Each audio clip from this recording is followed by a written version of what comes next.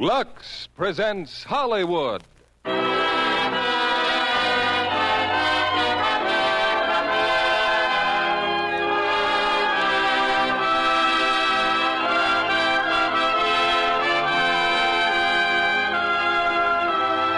Lux Radio Theater brings you Betty Grable, Victor Mature, and Barry Sullivan in Coney Island. Ladies and gentlemen, your producer, Mr. William Keeley.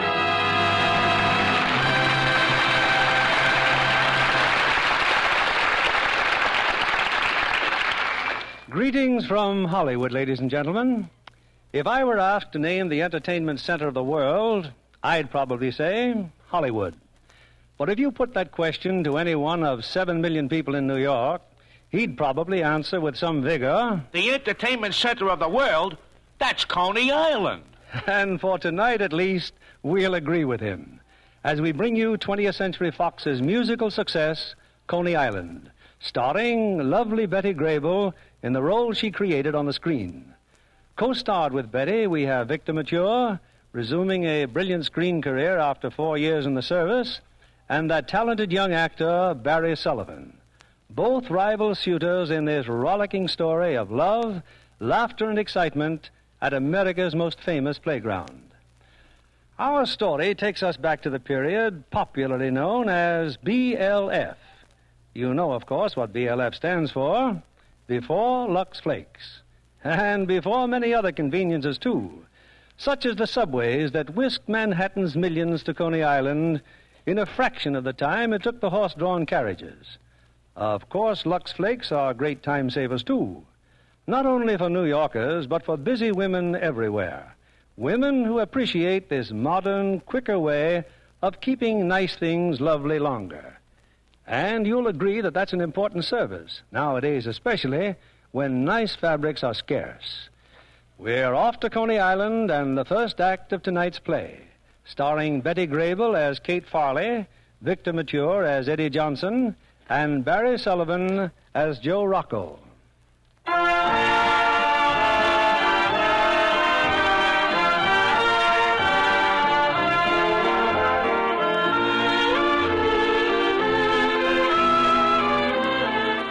Today in New York, the closest spot to heaven is probably the top of the Empire State Building. But 40 years ago, New Yorkers came closest to paradise at a breeze-swept beach on the Atlantic Ocean. Only a short distance from the hot and throbbing city, they found a land whose milk and honey was clam chowder and foaming beer, a place of perpetual carnival of singing waiters and persuasive barkers, a little raucous, a little rowdy, but nevertheless beautiful Coney Island.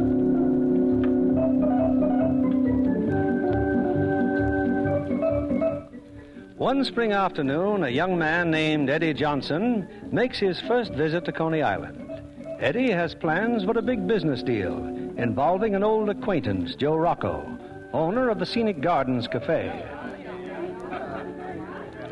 Well, mister, what'll it be? So, this is Joe Rocco's place, huh? That's right. Nice big place, lots of business. He does okay. That's what I like to see. I like to see Joe Rocco doing okay. Give me a beer. Yes, sir. Eddie! Why, hello, Joe. Well, this is quite a surprise, Eddie. Come on over here and sit down. Well, thanks. Say, nice place you got here, Joe. Yeah, it's a little different from those pit shows and shooting galleries we used to have, Eddie. Once we had a whole carnival, remember? Yeah, that's right. Then 2 years ago in St. Louis, we had an argument about how the carnival should be run. We decided to play a hand of poker for the whole works. And I won it with 3 of the prettiest aces you ever saw. I've been trying to find you ever since, Joe. I wanted to give you these. I found them the next morning under the cushion of your chair. 4 of the prettiest aces you ever saw. Well, Eddie, I guess this makes up for all those times I went to the cash drawer and found your hand in it. Now, why don't we just forget the whole business, huh? I've tried to forget it, Joe. I've tried and tried. But it's just no use. You gonna sue me? No, but I figure that since you cheated me out of our carnival, We're really still partners, and that means I own one half of this joint. There's just one hitch, Eddie. I don't figure the same way. Well, in that case, I'll just have to worm myself in, Joe, one way or another. Oh, I'm sorry to hear that. But I just got to pay you back, Joe. If I didn't, I'd lose all my self-respect. I just wanted to show you my new dress, Joe. How do you...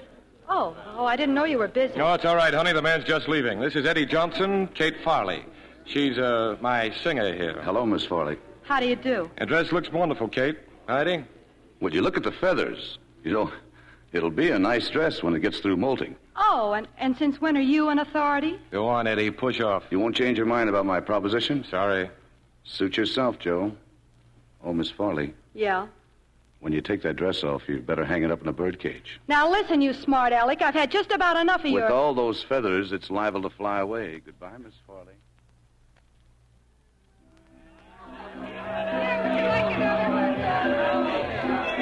Hurry, come in and see her. She's Josephine, the tattooed lady. She's covered with artistic masterpieces. You'll see Gainsborough's Blue Boy talking things over with Whistler's mother. You'll see the Leaning Tower of Pisa. Come in and marvel at these pretty, wonderful... Frankie, look! 'Tis Eddie Johnson. Eddie, you old son of Frankie a gun. and Finnegan, say you're looking great. Why not? He's preserved in alcohol. Not since the Chicago Fair have I looked upon you, Eddie. Say, this calls for a celebration. Yeah, but tell me, is this your pitch? Yeah, I'm sorry to say it's mine. All mine. Well, what in the world are you doing at Coney Island? From the looks of business, nothing. Eddie, have you seen Joe yet? Joe Rocco. Yeah, just came from there. Teaming up with Joe again, are you? Not just yet, Finnegan. I'm looking for a new partner, Frankie. Interested? Oh, Eddie, I ain't got but only $9 to my name. Listen to me and you'll be rolling in dough. Huh? I got an idea for a pitch that's worth a fortune. Well, that's great. Go and open it up, but let me alone. Look, every location is taken. This would be just the spot for it, Oh, Frankie. hurry. The only tattooed woman on Coney Island. Every time she shakes, moving pictures. Look, will you listen to me? We can have it ready in 2 days' time and for less than $300. But, Eddie, I just told you, I got $9. I've got the money. All I want from you is this location and your time. You mean that? Certainly. Eddie, you just made yourself a deal. Good. After 6 months with Josephine, even suicide would look good to me. Come on, lads, let's have a beer and talk it over.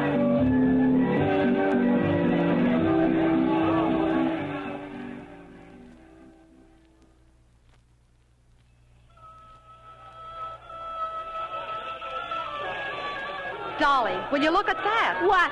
Well, that mob over there in front of Frankie's place.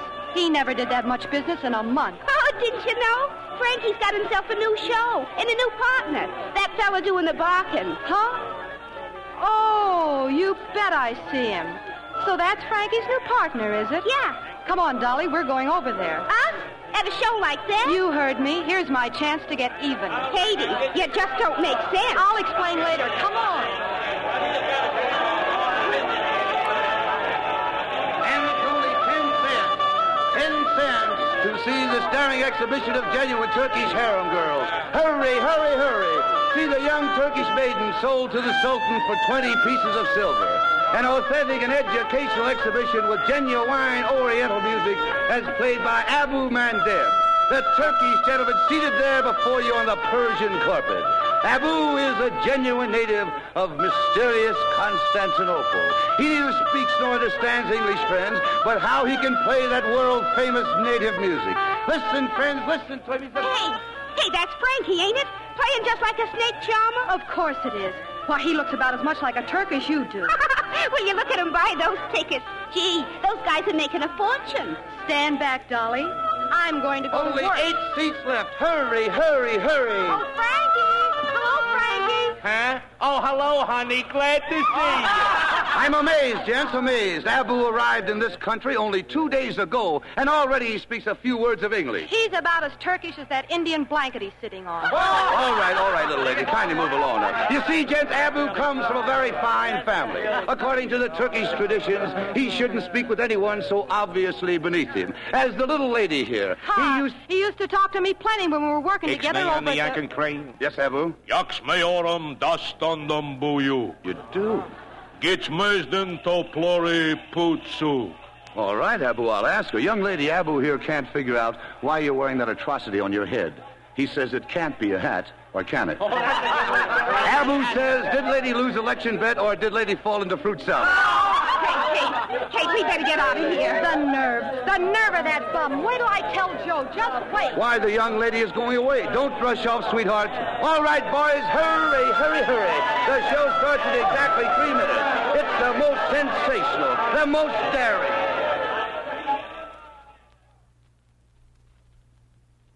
And this time it was my hat he didn't like.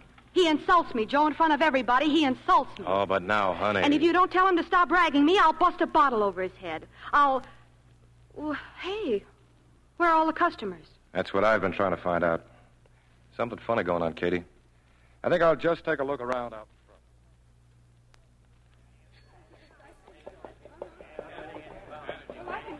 Billy, me boy. Finnegan, come on in, have a drink. Oh, no, I don't dare. Not here in Rocco's place. Finnegan, you're sick. Me? No, but Steve is Rocco's bartender. The doctor discovered the dear lad had chronic prognosis. Huh? And him handling all the glasses that people drink out of. And I was just going in there. I've been standing here warning all me friends to keep away. It's just terrible. Well, thanks, Finnegan. Now, if you're looking for something intoxicating, there's Eddie Johnson's new show just up the street. Ah, those Turkish car leads. Oh, that's from me, Finnegan. I'll see you later. You're the one who's steering my trade away. I'd like to murder you, Finnegan. Now, wait a minute, Joe. It's not his fault. You know who put him up to this, don't you? I got a pretty good idea. Go on, Finnegan, beat it. Joe, you're not going to let him get away with this, are you? You bet your sweet life I'm not. You've got to show that four-flusher where he gets off. Louis. Yeah, Joe. Louis, that old friend of mine, Eddie Johnson. He needs a lesson. I got some friends in Brooklyn, Joe. They're swell teachers. I want that cooch joint of his to look like an earthquake hit it. Understand? Relax, boss. It's as good as done.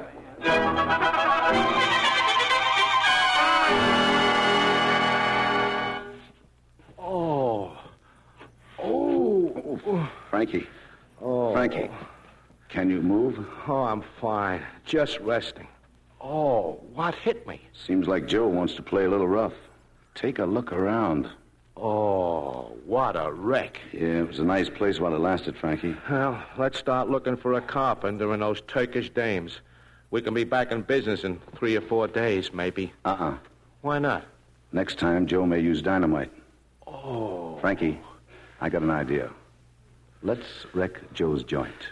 Dynamite? Oh, swell. No. Nice and legal. See that sign across the street? Read it.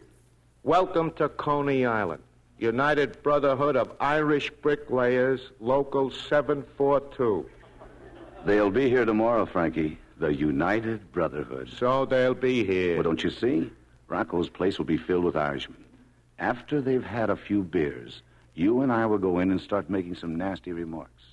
Pretty soon there'll be the wildest, knockdown, free-for-all you've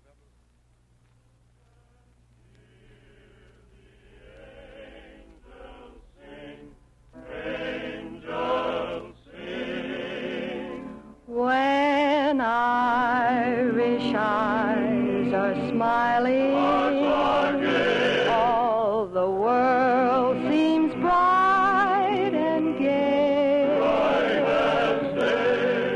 And when Irish eyes are smiling,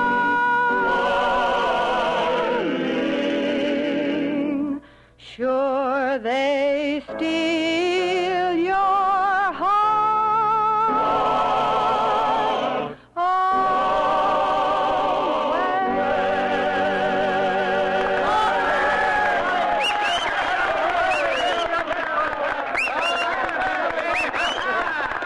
Thank you, boys. Thank you. We'll be back with more entertainment later. Now, all you fine Irish bricklayers, just step up to the bar and get a drink on the house. It's free, boys. Free beer, free lunch. Louis? Yeah, Joe.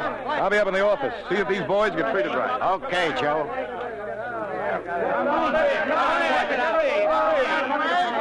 Hey, Lloyd, come here a minute. Hey, you guys, don't you know when it's time to leave town? Now, don't try to deny it, Louie. That dirty crack you just made about these bricklayers... So they're a bunch of lilies, are they? Hey, wait a minute. What are you guys trying to pull? Sure, you better take back what you said about the Irish, too. I ain't said nothing about nobody. And who said what about the Irish lad? This guy here making cracks about us Irish bricklayers. Telling me that one Orangeman can lick 10 Irishmen. Oh, he did. He did indeed. Oh, dear.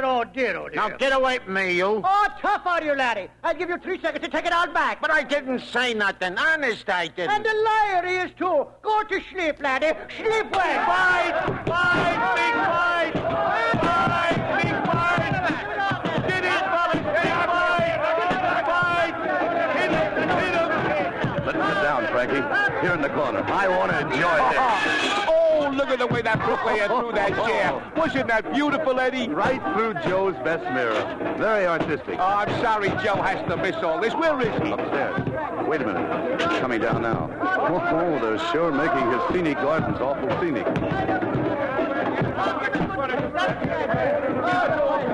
Get out of my way, Finnegan. No, Joe, I'd like to let you pass, but I can't. You might try to stop the fun. Come on, they're wrecking the place. Get out of the way. So you want to fight the Irish, huh? Well, Bucker, you'll have to start with me. Up with your hands. Go on, you old souse. Get. Oh, no. Boys, you got to stop this. Stop it. Police. Help. Police. Oh.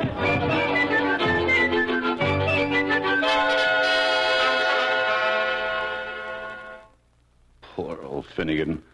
Come on, Frankie. Set him down on my bed. Yeah. Oh, there. Cold as a cucumber. Oh, he'll be all right. When Joe pushed him, he hit his head on the bar rail. He'll come around in a minute or two. Lucky I live so close, I'm sure nobody saw us. Saw us what? Carrying Finnegan out. Well, what if they did? We couldn't leave him on the floor with the riot going on. But I got an idea, Frankie. A great idea. Another one? You've done all right for one day. Hey, he's coming around. Finnegan, wake up, Keep quiet. Finnegan. Be quiet. I'll do the talking. Oh, no, boys. Hello, Finnegan. Oh, where am I? In my bed, Finnegan. You've been here for hours and hours. What's that? What happened? Oh, it's terrible, Finnegan. The doctors just left. Doctors? Is someone sick? You are, poor fellow.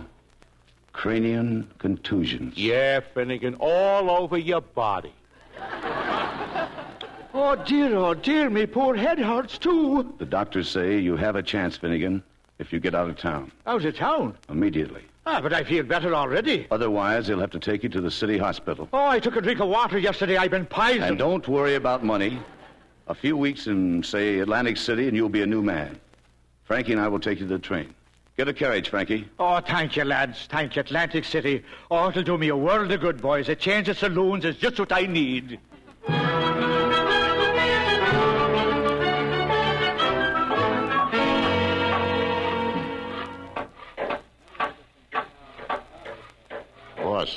Boss, look. Huh? Oh, Eddie Johnson and Frankie, eh? How long have they been here? Nearly an hour, boss. It's the first I've seen of them since they started that fight here 2 days ago. Something's up, Louis. Hey, look, they've got black ties on. Yeah, I guess they must have been at Finnegan's funeral this morning. Finnegan's funeral? Sure, Joe. He died the day of the fight. Didn't you know? No, I didn't. Big funeral this morning. Then they sent the remains to Atlantic City. Oh, I think I'd better talk to Mr. Johnson. Here he comes, Eddie. Poor Finnegan. The best friend a man ever had. A finer Irishman never lived. Oh, hello, Joe. I just heard about Finnegan. What was it, his heart? His head, Joe. His head. Yeah. Somebody hit him an awful wallop at the bricklayer's party. Well, I see you getting the place all fixed up, Joe. Yeah, now about Finnegan. I know you saw me do it, but I only pushed him. Sure, Joe, sure. Except a solid brass rail doesn't know how to pull its punches. You guys wouldn't be trying a little high-class blackmail now, would you? Joe, how could you say a thing like that? I lied for you, Joe. I told the coroner he hit his head on a curb. But if it ever came out that it all happened in here, we'd have to tell the truth, Eddie. Of course, Frankie. It wasn't Joe's fault. All they can do is close this place down as a public nuisance. And that's a lot easier than manslaughter. Be a shame, though, to see a nice place like this all boarded up. Okay, Eddie, how much do you want? Joe, you always think the worst of me. All I want is a chance to make some more money for you. Go on, talk. Let me run this place. Let me put on the shows. Give it some real class. All I want is 50% of any new business I bring in. Would cost me less to bribe my way out. Have it your own way. Oh, the coroner asked me to stop in his office later on. All right, Eddie. You start work tomorrow. And have Miss Farley here at 9 o'clock in the morning. Katie? Yeah, I'll be changing the whole joint, Joe. And I'm starting on Kate Farley.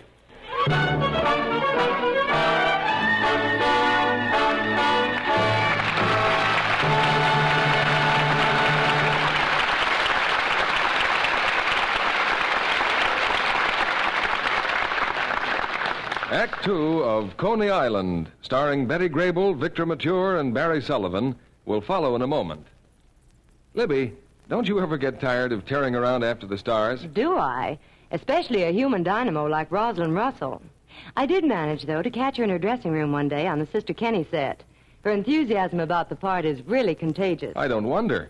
Her role as Sister Kenny calls for a bit of everything, from romance with handsome Dean Jagger to high drama. Oh, besides, Rosalind Russell is personally interested in that new technique for treating polio. Didn't she travel around the country with Elizabeth Kenny before RKO started the picture? Oh, yes.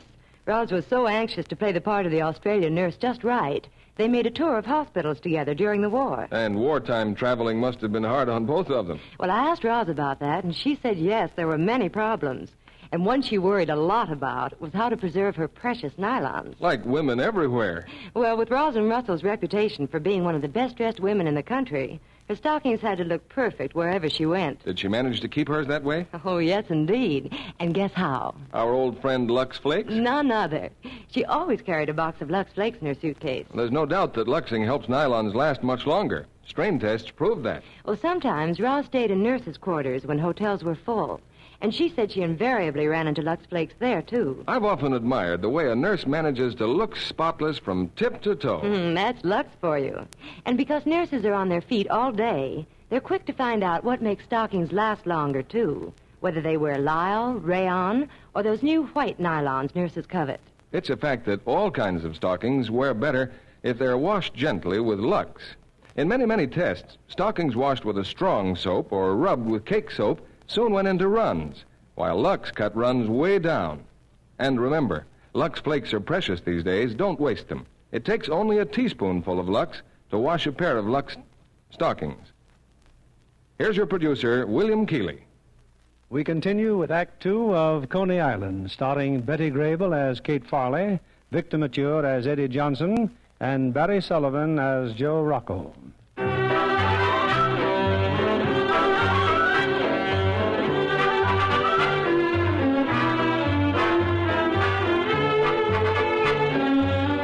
Believing that Finnegan is dead, Joe Rocco has made Eddie manager of his Scenic Gardens Cafe. The new impresario spends his first day in hiring an orchestra and revamping the entertainment program. But Eddie's having his troubles. The program consists almost entirely of Miss Katie Farley, and Katie Farley refuses to be revamped.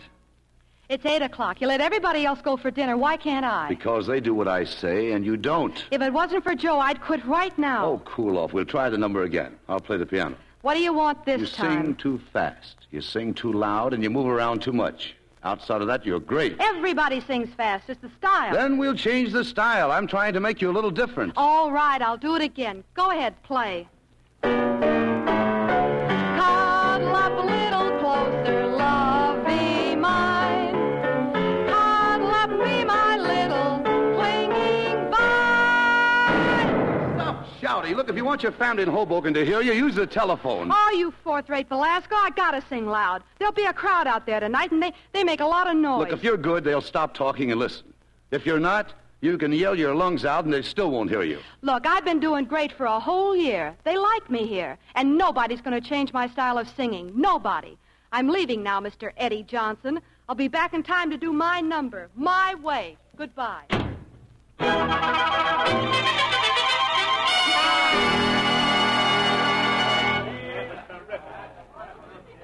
Get ready, Katie. The show starts in a couple of minutes. I am ready. In that dress with the feathers... Look, I thought I told you that... I'm wearing what I like, Mr. Johnson, and I just told the orchestra leader to play the number My Way. Fast. Good and fast. I hope you don't move around, Katie. With our new scenery, you should stand nice and quiet. In front of a fake moon with a fake tree shining? I'll have to move around tonight to dodge the vegetables. Okay, you're the star. You should know. Oh, well, that's better. Tell him to start playing and ring up the curtain. Well, just a minute, Katie. Hey, what do you think you're doing? Just fixing the bottom of your dress. What's wrong with it? Hey, what have you got? Handcuffs?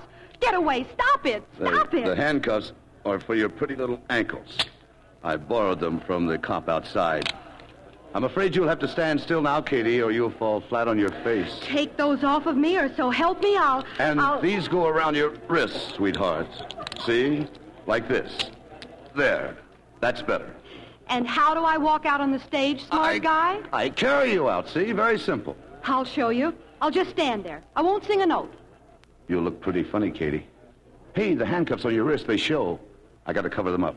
Oh, here's just the thing. Oh, my feathers. You're pulling off my feathers. Hold them in your hand. They'll think it's an ostrich fan. I paid a lot of money for this dress. Here's another feather. Guess I should have dipped you first in boiling water. Oh, you big baboon, you. Oh, just you wait. You'll be sorry. Frankie? Yeah? Tell the leader out there if he wants to keep his job to play slow. Nice and slow. Okay. All set, Miss Farley? Chin up now. Sing nice and pretty. Get out of here! Get out!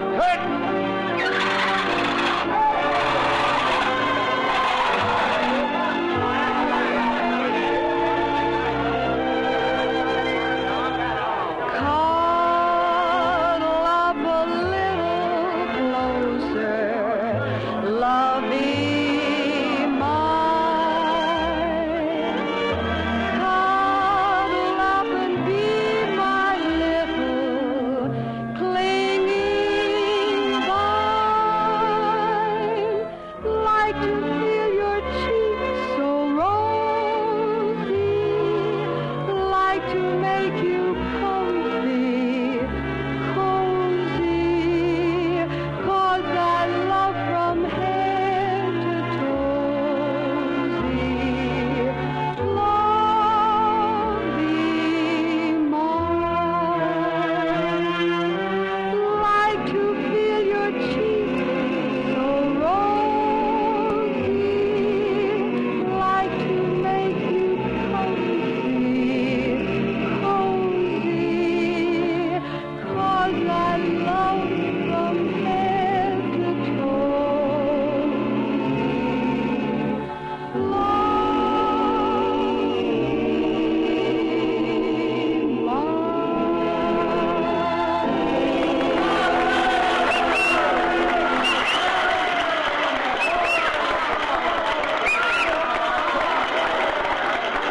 Okay, Frankie, take the curtain down.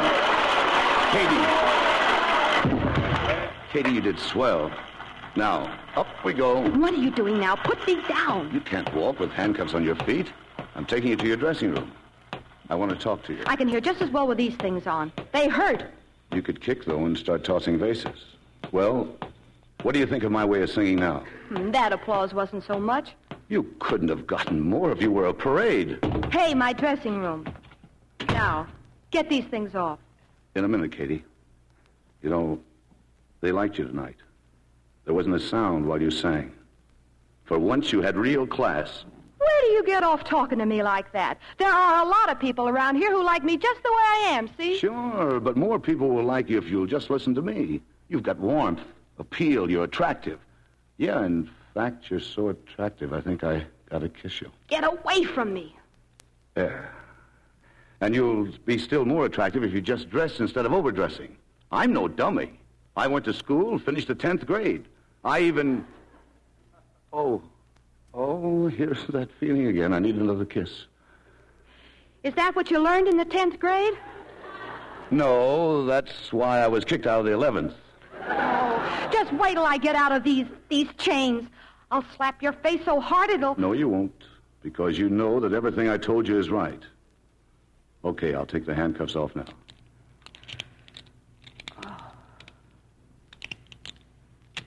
They're off, Katie. And here's my face. Go ahead. Slap. Oh, get out of here. Please get out. Good night, Katie.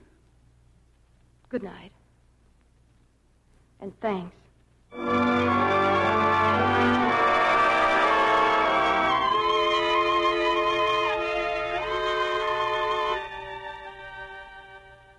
Oh, come in, Eddie, come in. I thought it was about time we did a little bookkeeping. Any complaints? Complaints? In 3 weeks, you've turned this place into a gold mine.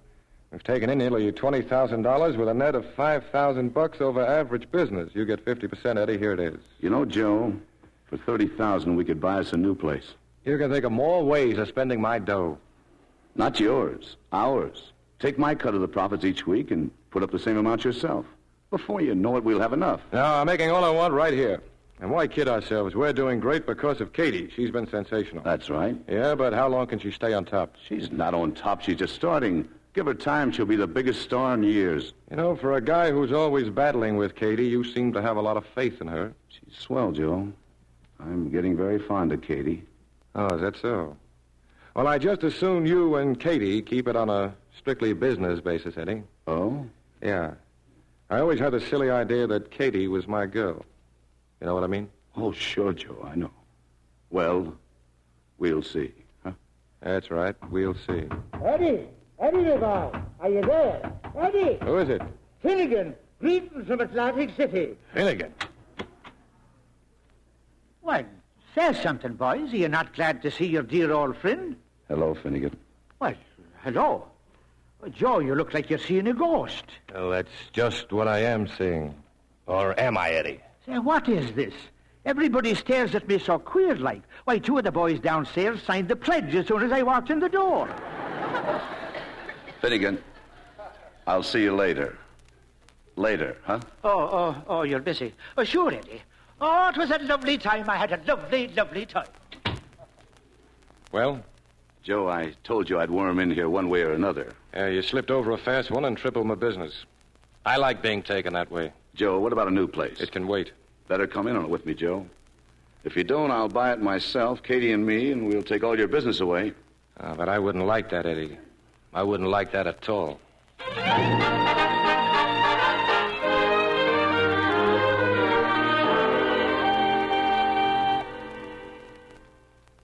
Good morning, sir. May I help you? Yeah, I'm Joe Rocco. I have an appointment with Mr. Hammerstein. Oh, yes, sir. Go right in. Thank you. I'm Rocco, Mr. Hammerstein. Oh, sit down, young man. I've just been reading the press notices about Miss Farley. I have to admit, these hard-boiled critics seem to back up everything you said. Oh, she's really wonderful, Mr. Hammerstein. Well, society doesn't flock down to Coney Island for nothing. How long has this been going on? Well, she started to click about 3 months ago. I can't understand why you come to me, Rocco. If I thought she'd be good for my new show, I'd try to steal her from you. Yeah, but Katie belongs here on Broadway. She's too good for Coney Island. Well, I'll certainly drop out and hear her sing. Fine. When can you make it? I can't say exactly. Next week, probably. Thanks a lot, Mr. Hammerstein. Not at all. I'll telephone you before I come. Goodbye, Rocco.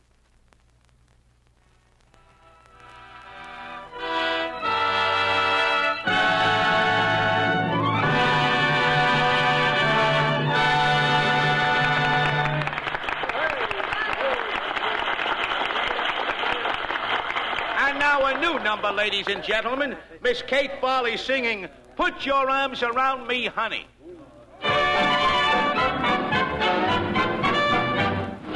Put your arms around me, honey. Hold me tight. Huddle up and cuddle up with all your might. Oh, babe, won't you roll them eyes that I just idolize. When they look at me, my heart begins to float.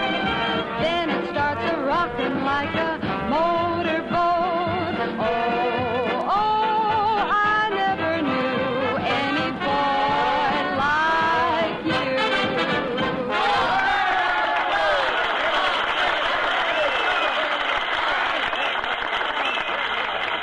Honey, you were never better. Oh, thank you, Eddie. You've got it at last. The trick of making every guy feel you're singing just for him. It's easy when it's not a trick, Eddie. Huh? Katie, you mean that? You mean all those pear-shaped tones were just for me? Couldn't you tell? Oh, come on now. Hurry up and change. I've got things to talk about. I won't be long. Wait for me. Eddie. Oh, Joe. Say, she did great, didn't she? Look, Eddie. Eddie, trim me out of my dough if you want to, and if you can, I can laugh about that. But when it comes to Katie, I lose my sense of humor. I wouldn't do that, Joe. You may need it. Well, I just want you to know, I'm going to do everything I can to break it up between you two. Now, I'll tell you something. I'm going to be leaving here in a few weeks. I'm getting that new place. But you still can have half if you want. No, I'm doing fine right here. I won't ask you again, Joe. It's smart. You haven't got that kind of cash. That's why I went to the Brooklyn Savings Bank. They said if I have Kate Farley, they'd loan me $20,000. Yeah? And what makes you think Katie will go with you? Love is a wonderful thing, Joe. A wonderful thing is love.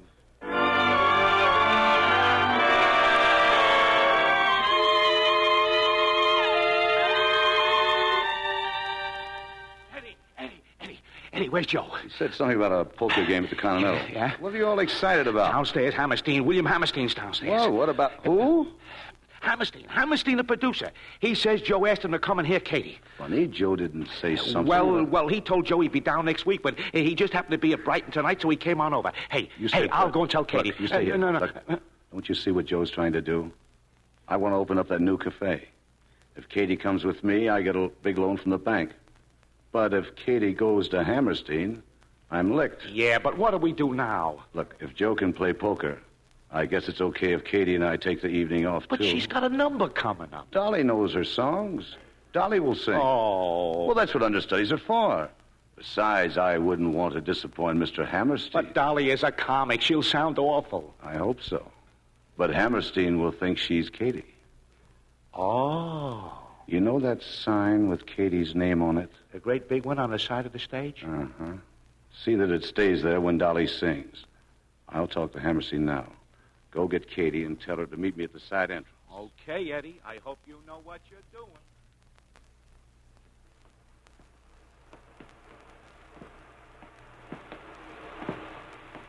Gee, it's wonderful here, Eddie. Yeah. Beach fires in the sand. Stars in the sky. Moon on the water. I could stay here all night, except I feel awful guilty about running out like this. Oh, forget it. There's nobody important in the cafe, and you only miss one number. Besides, it's a swell break for Dolly. Listen, a moonlight picnic on the beach. Lucky people. We'll do that, too, someday. After I get my own place. You sure have big plans, Eddie. Why not? And you know who's going to sing for me? Who? Katie Farley. Really? I've got to have you, Katie. I want everything to be the best. That's the nicest compliment you ever paid me. You know, if you're not careful, you're going to wind up owning Coney Island. I intend to. What a guy. And what a sap. Sap? Me? No, me. I've fallen for you, Eddie. I've fallen awful hard. Katie, you'll never be sorry, honey. Never.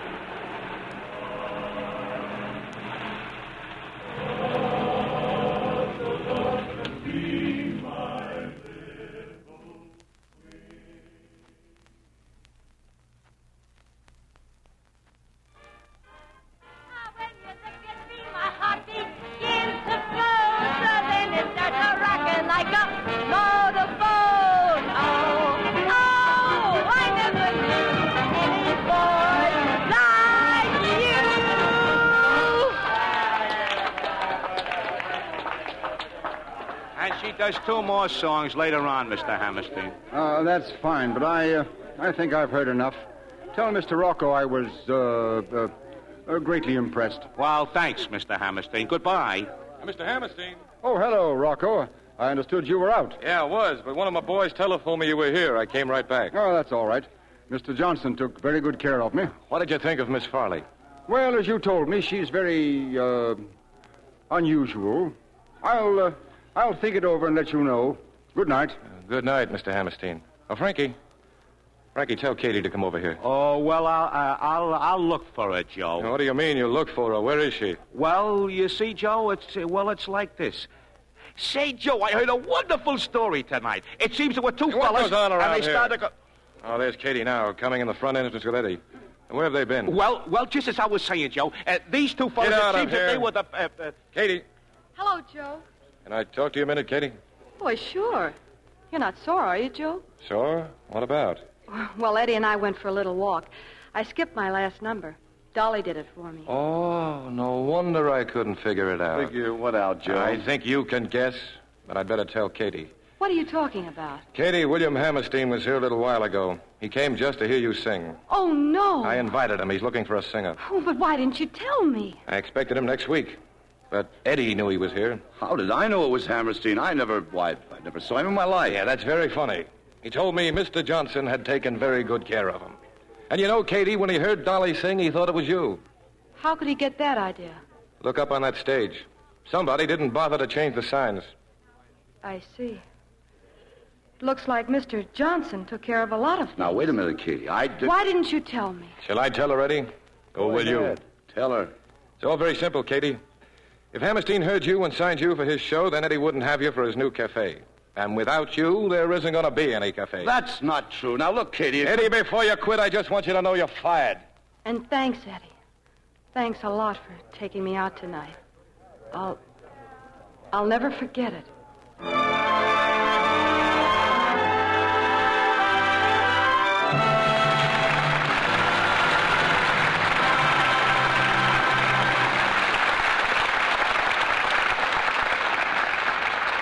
We pause now for station identification. This is CBS, the Columbia Broadcasting System.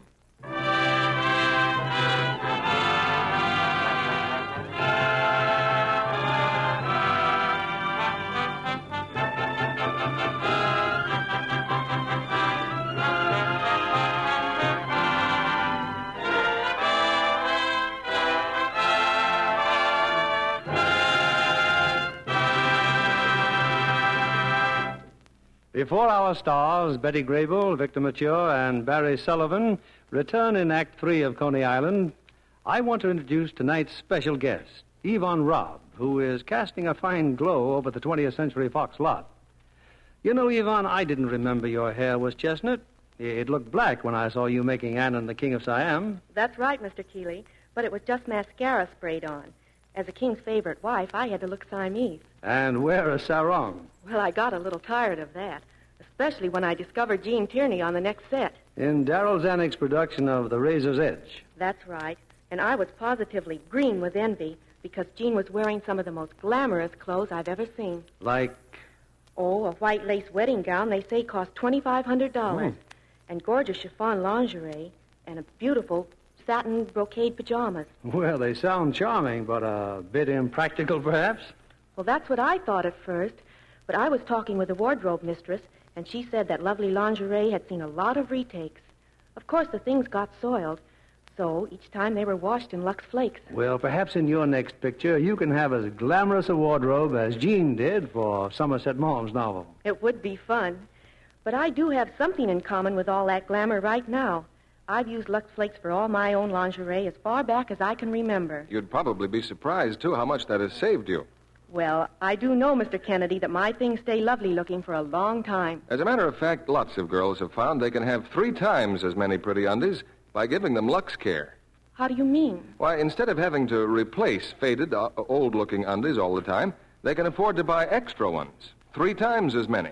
That's because wrong washing methods fade nice things too soon, while gentle Lux Care keeps undies lovely 3 times as long. Well, I wish I could always find Lux Flakes these days when I want them. Just keep on trying. Dealers get deliveries regularly, so keep asking.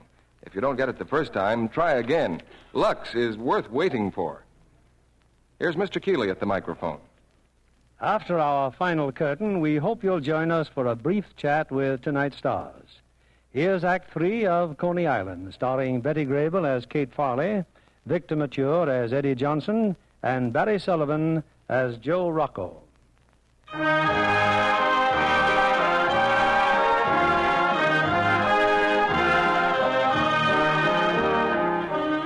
Katie missed one opportunity to sing for William Hammerstein, but Joe Rocco quickly arranged another audition. He's taken Katie to New York and sits with a producer in Hammerstein's theater. On the empty stage, Katie is finishing her number. Like to make you comfy, cozy, 'cause I love from head to toe thee, love thee, mine. Well, Mr. Hammerstein? Oh, she's all right. It's no use. Your smile gave you away. Well, I thought if I acted hard-boiled, I might get her for less money. I can do another course if you'd like. Katie, you were great. Wonderful. Mr. Rocco and I are just going into my office to talk about a deal. Wait right there, Katie. I'll just be a few minutes. I'll wait. Oh, I want to thank you. You played the song exactly. Eddie, Hello, Katie. what were you doing down there in the orchestra pit? Playing for you. I told Hammerstein's pianist you were expecting me. That and $5 seemed to convince him. Katie, could you give me just one more minute? There are a lot of things I want to explain. I listened to you once before. Of all the selfish, conniving... Wait a minute. Remember me? I'm the guy who just played the piano for you. If I'd wanted to, I could have crabbed your act awful easy. I didn't, though, because I want you to get that job. I'm sorry about the other time, Katie, honest. And that makes everything all right, I suppose. No, but it should make you take that cotton out of your ears long enough for me to tell you why I did it. I know why. You want that new place. Sure I do. But that wasn't the real reason. I didn't want you to work for Hammerstein because, well, it would put too much distance between us. Oh, Eddie, it's exactly 11 miles from here to Coney Island. I'm not talking about that kind of distance. Once you hit Broadway, you'd be 1,000,000 miles from me. It's happened so many times before, Katie, and I just didn't want to lose you. You see, I happen to love you. That's why I did it. I guess that's all I have to say. Eddie. Oh, Eddie, get me out of here. Quickly. But what about Hammerstein, Broadway? I'm from Coney Island, Eddie, and right now I feel an awful long way from home.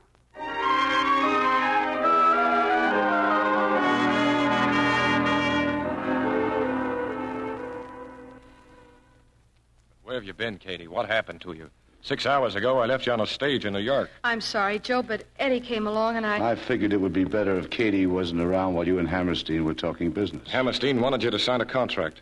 So did Eddie. Look, Joe. Oh, marriage license, huh? That's right. It looks just like a liquor license, except it's got little cupids running all over it. Well, congratulations. When's the wedding? Tomorrow afternoon, Joe. And I'd like you to be the best man. Thanks. That's swell. What did I tell Hammerstein? We just spoke to him on the telephone. He's not starting rehearsals until August, and he said we'll have plenty of time for a honeymoon. You mean you still want to sign with Hammerstein? Oh, you bet. Surprised, Joe? Oh, frankly, yes. I thought you wanted Katie for your new cafe. I did. I want her more as my wife. Well, Joe, we'll see you at the church. The little one across from Brighton Park, tomorrow afternoon at 4:30. I'll be there. You see, Joe, it all worked out just beautifully. Yeah, beautifully. Oh, Louis. Yeah? Remember Sylvester Keene? That broken-down actor? Sure. He blew in last week. He was looking for a job. Now, get hold of him. Tell him he's got a job.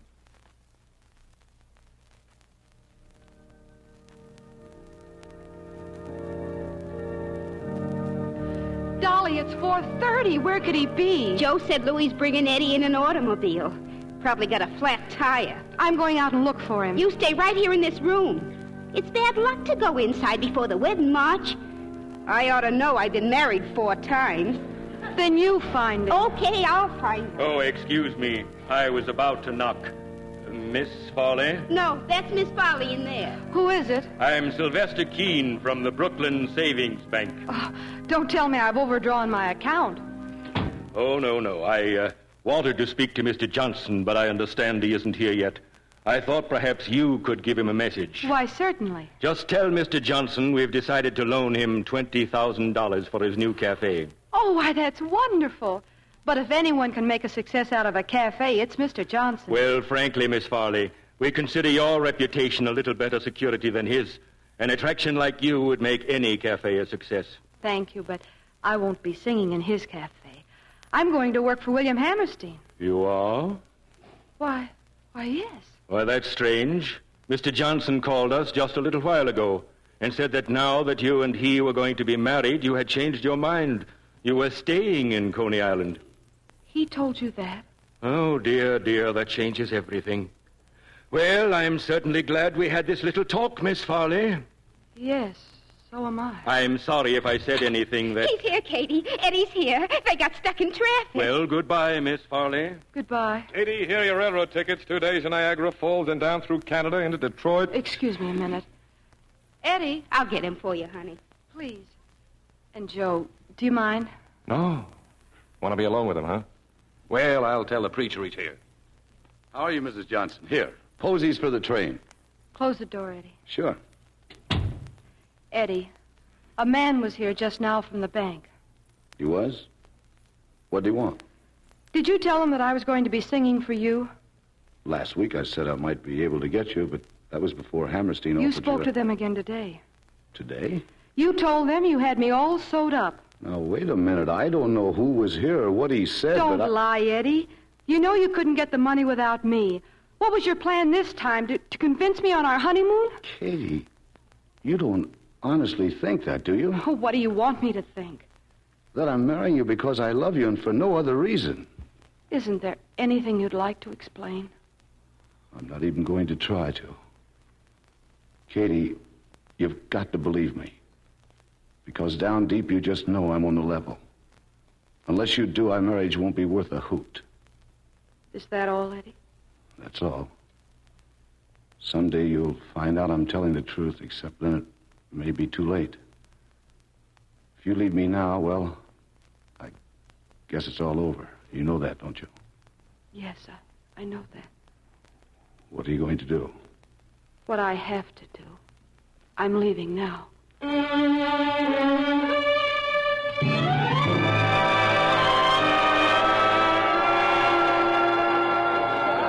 Intermission, 10 minutes, 10 minutes. Smoking in the outer lobby, please. Why, the Smoking girl's in the wonderful. outer lobby. Wherever did they find her? Somewhere at Coney Island, I haven't think. even found himself That Farley girl's the whole show. I could see her every night in the week. Well, Eddie, looks like she's in. Yeah, she's got them standing on their ears for... Frankie, I swore I wouldn't do this, but I've got to. Gotta do what? I'm going backstage, Frankie. I'll see you later. Well, it's about time. Good luck, Eddie.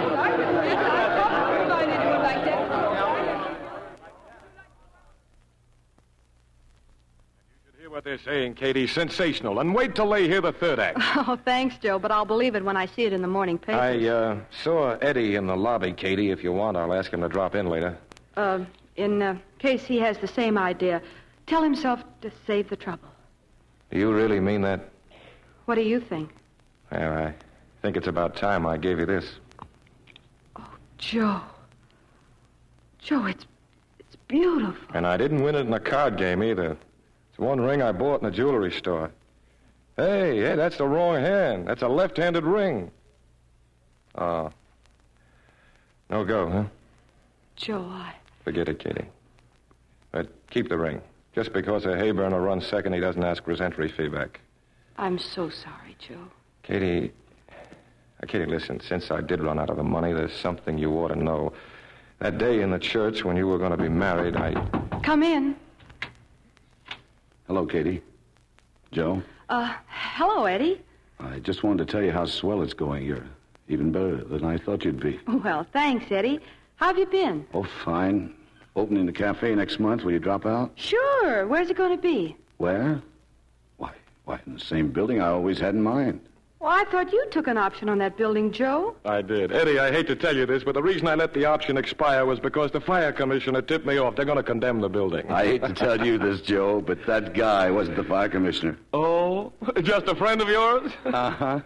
The way you two double-cross each other and smile about it beats me. Yeah, we've sure pulled some beauty. You remember the time you got me that date with the blonde and she turned out to be the sheriff's wife? That was nothing. What about when I was running that freak show in Toledo? You painted the mayor's face on a sword swallow his back, and I got 30 days for it. And in Memphis, Joe pays me off in counterfeit bills, Katie, and I get tight and try to cash one of them at the police station. And what about that day at the church when you sent that guy over who was supposed to be from the bank, Sylvester Keene? Oh, that one really hit the jackpot. Never forget it. You should have seen his makeup, Eddie. Absolutely perfect. Yeah, I'll bet it was, Joe. And when Louis told me he stole you off by getting caught in traffic, I thought I'd...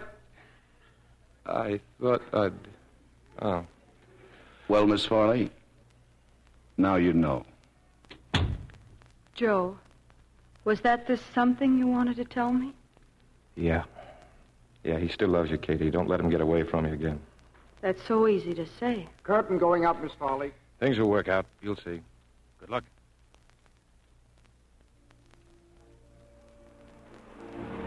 Hot dogs, here they are. Genuine Coney Island hot dogs. Eddie, what in the world are you doing out here? Hello, Katie. I could ask the same question. At 9 o'clock at night, you should be tending to business. By the way, how is the new place? Oh, fine. I'd like you to see it. Maybe later, Eddie. You see, I got a telegram from Joe, and he said to meet him on the Coney Island Pier at 9 o'clock Sunday night. Well, here I am. That's funny. I got a telegram, too. Joe? No, from the city hall. Something about my license not being legal after tomorrow. Said a man would be here to see me about 9 o'clock. Sounds awful phony. Some amateur's trying to pull a fast one. Sure, I just opened up. The license is good for a whole year. Listen. Somebody's having a good time. Yeah. Moonlight picnic on the beach. Remember? We were going to do that one day. Kitty, do you think we could... Hello, Eddie. Hot dog? Sure, why not? Katie? I'll take a bite of yours. With mustard, Mac. That's it, thanks. Thanks, Eddie. Get a hot dog. Open your mouth. Mmm, delicious. You got mustard all over. I'll lick it off. Mmm, good. I know a better way to take mustard off. You do? Mm-hmm. This way. Oh, my. That's a wonderful way, Eddie. Look, how long do I have to stand here watching this? Joe! Hello, Joe. Hello, Eddie. How about that license? Oh, so you sent the telegram. I might have known it. Sure, it expires tomorrow, your marriage license. Oh, well, thanks for reminding me. That license cost Eddie $1, Katie. Be ashamed to see that buck wasted. Now, in case you two are interested, there's a preacher waiting at my office. The service always was pretty good at your cafe, Joe. Well, Miss Farley, can you spare the time to get married? How long does a marriage take? This one? About 50 years, I hope. I think I can just about make it. Well, what are you waiting for? Eddie, just a minute. Now what? Mustard. All over your face.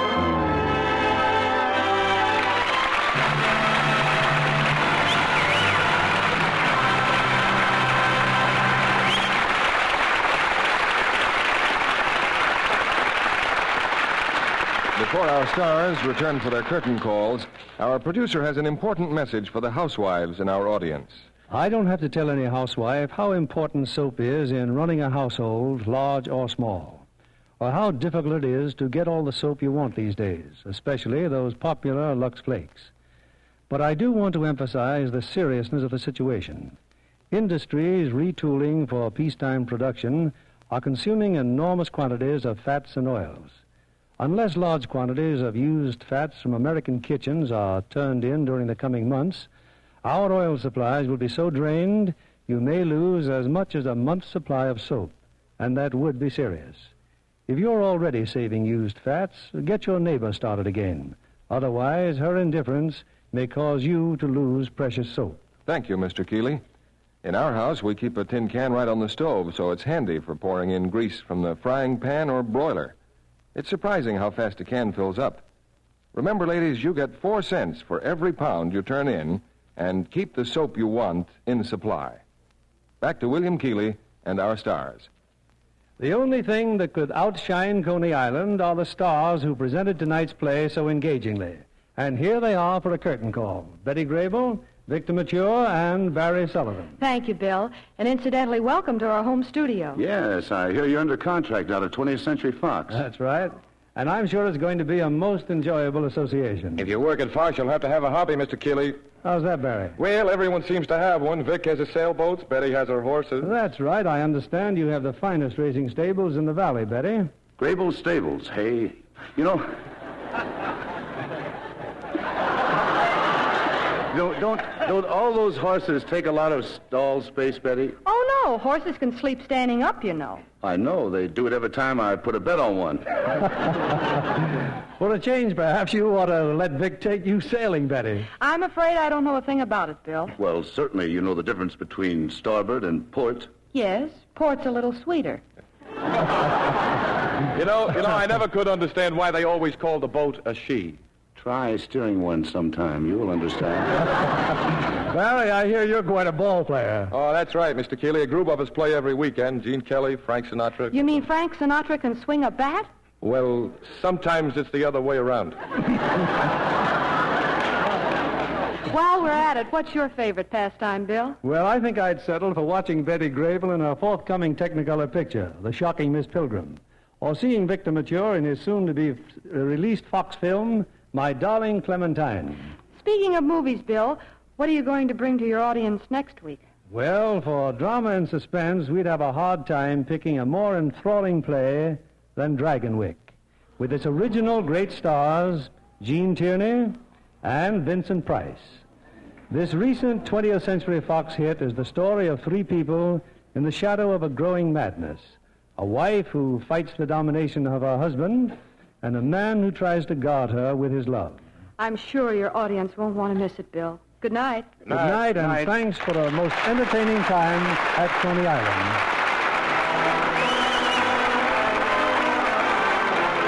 Our sponsors, the makers of Lux Flakes, join me in inviting you to be with us again next Monday evening when the Lux Radio Theater presents Gene Tierney and Vincent Price in Dragonwyck. This is William Keighley saying good night to you from Hollywood.